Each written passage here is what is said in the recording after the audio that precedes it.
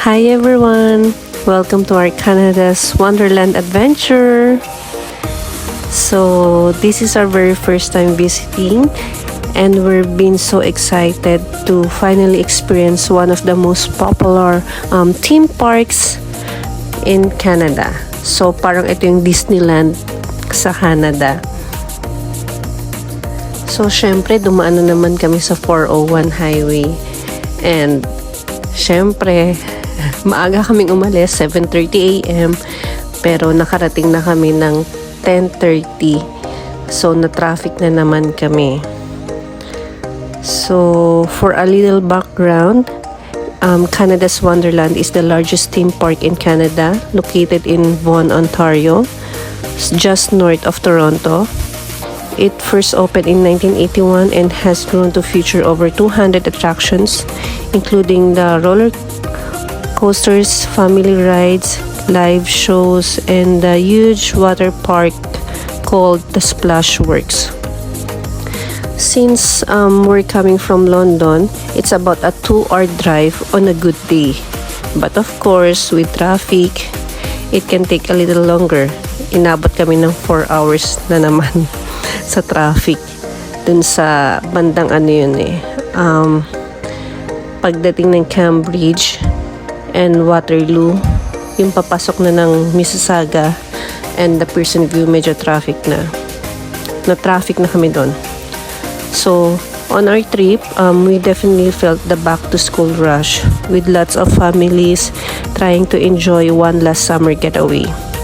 So, when we arrived, the entrance was busy, the lines were long, and the park was absolutely packed with people. So, but that's all part of the Wonderland experience. The excitement, the energy, and the anticipation of what's waiting inside. So, dito rin kami bumili ng ticket. Actually, hindi na kami nag-online kasi pwede naman sa online, mas mura sa online ticket. Pero, doon na kami bumili kasi medyo mahina yung signal ng internet ko dyan. Tsaka, yeah, of course, not sure kasi kung talagang tutuloy kami o hindi. Kaya hindi ako nag-online booking ng ticket. So, ayun. The kids were most excited for the water park theme. Even though malamig na, the fall season is coming just around the corner and the water felt so cold for us adults. They had an amazing time splashing and playing. So, their laughter made it all worth it. So, yeah, what makes Canada's Wonderland so special is that it has something for everyone. From record-breaking roller coasters like the Live with 10 and the Yukon Striker, to a calmer rides and attraction for families with younger kids. Actually, yun lang yung na-afford naming sakyan, yung pambata. Kasi ang haba rin ng pila. Bawat roller coaster, mahaba yung pila. Meron sila yung parang yung fast track na ticket para mas mabilis ka sa pila. Ganon. Pero dahil nga malapit na magpasukan yan, ang dami rin sigurong humahabol sa last summer bago magpasukan sa school. So, medyo Wednesday, pero madaming tao. Then, so as the fall season begins, we couldn't have asked for a better way to wrap up the summer. It was a fun-filled day of rides, water, food, and family time together. So, yeah, this trip to Canada Wonderland was not just about the rides, but about making those special moments, the core memories, before the busy school year starts again. So, join us. We take you along on our very first Wonderland adventure. Let's watch the video.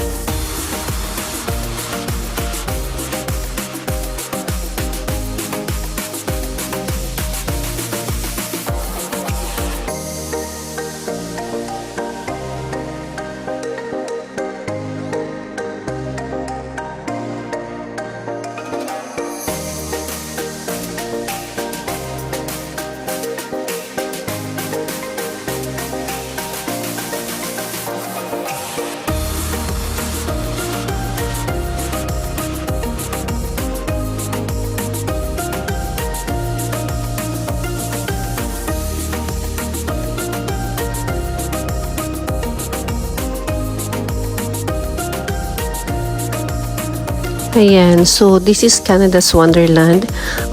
In my opinion, Canada Wonderland is like, ano ba, ano siya, masikip compare sa Disneyland kasi minmaximize nila yung space. Parang dikit-dikit yung mga yung mga rides and the store, the food stall. Parang minaximize nila yung space talaga. So parang masikip tuloy siya. Mukhang masikip siya kapag kinumpare mo siya sa Disneyland. Kaya kapag maraming tao, talagang sobrang sikip siya. So, but still, it was the perfect way to end the summer and make new memories before school starts. So, if nakaabot ka dito sa video na to, thanks for joining us on this journey. Don't forget to like, share, and subscribe for more family adventures here in Canada. See you on the next vlog.